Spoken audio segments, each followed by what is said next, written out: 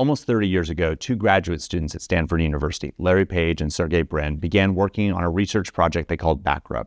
That, of course, was the project that resulted in Google, but also something more. It created the business model for the web. The deal that Google made with content creators was simple. Let us copy your content for search and we'll send you traffic. You, as a content creator, could then derive value from that traffic in one of three ways: running ads against it, selling subscriptions for it, or just getting the pleasure of knowing that someone was consuming your stuff. Google facilitated all of this. Search generated traffic. They acquired DoubleClick and built AdSense to help content creators serve ads, and acquired Urchin to launch Google Analytics and to let you measure just who is viewing your content at any given moment in time.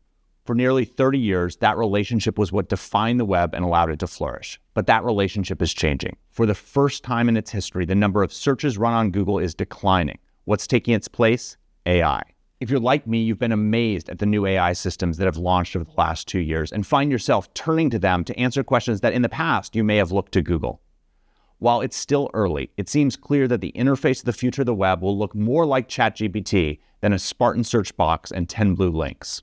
Google itself has changed. While 10 years ago they presented a list of links and said that success was getting you off their site as quickly as possible, today they've added an answer box and more recently AI overviews, which answer users' questions without them having to leave google.com. With the answer box, they reported that 75% of queries were answered without users leaving Google. With the more recent launch of AI overviews, it's even higher.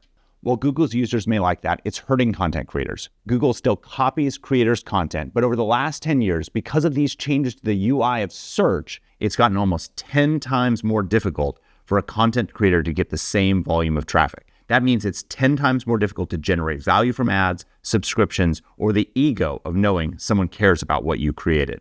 And that's the good news. It's even worse with today's AI tools. With OpenAI, it's 750 times more difficult to get traffic than it was with the Google of old. With Anthropic, it's 30,000 times more difficult. The reason is simple. Increasingly, we aren't consuming originals, we're consuming derivatives. The problem is whether you create content to sell ads, sell subscriptions, or just know that people value what you've created, an AI-driven web doesn't reward content creators the way the old search-driven web did. And that means the deal that Google made to take content in exchange for sending you traffic just doesn't make sense anymore. Instead of being a fair trade, the web is being strip-mined by AI crawlers with content creators seeing almost no traffic and therefore almost no value. That changes today, July 1st, what we're calling Content Independence Day. Cloudflare, along with the majority of the world's leading publishers, is changing the default to block AI crawlers unless they pay content creators for their content. That content is the fuel that powers AI engines, and so it's only fair that content creators are compensated directly for it.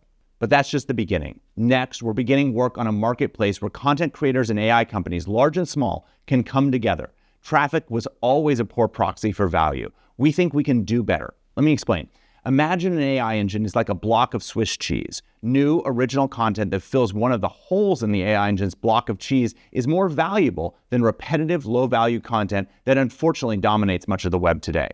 We believe that if we can score and value content not on how much traffic it generates, but on how much it furthers knowledge, measured by how much it fills the current holes in the AI engine's Swiss cheese, we not only will help AI engines get better faster, but also potentially facilitate a new golden age of high-value content creation.